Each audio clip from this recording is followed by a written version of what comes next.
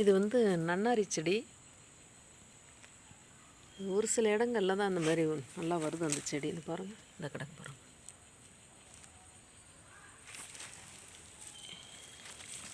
இதை அப்படியே செடியை எடுத்துட்டு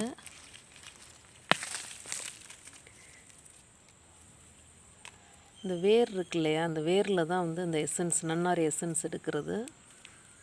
நீங்கள் இந்த வேர் எடுத்துகிட்டு ஸ்மெல் பண்ணி பார்த்தீங்கன்னாலே தெரியும்.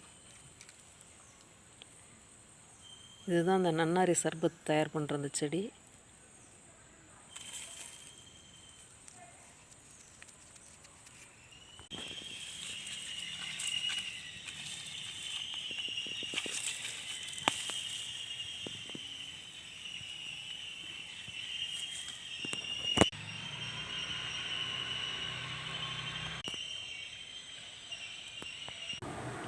இப்போ அந்த வேரை மட்டும் தனியாக கட் பண்ணி எடுத்துக்கலாம். எடுத்து நல்லா அலசிடுவோம்.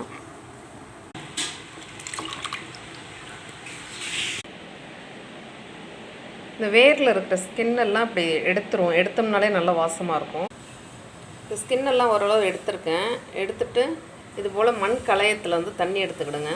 சின்ன மண்பானையில் அதில் போட்டு வச்சுருவோம். அதை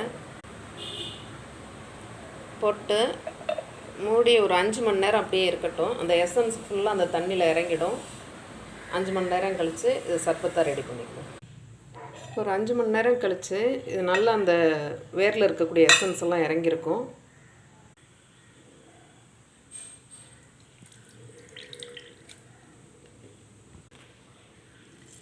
லெமன்,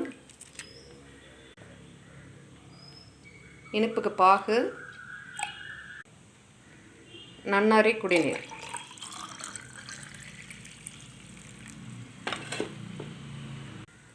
ஆரோக்கியமான முறையில் வீட்டிலையே தயார் செய்த நன்னாரி சர்பத் இந்த வெயில் காலத்துக்கு ரொம்ப குளிர்ச்சியும் உடல் ஆரோக்கியத்துக்கும் ரொம்ப நல்லது.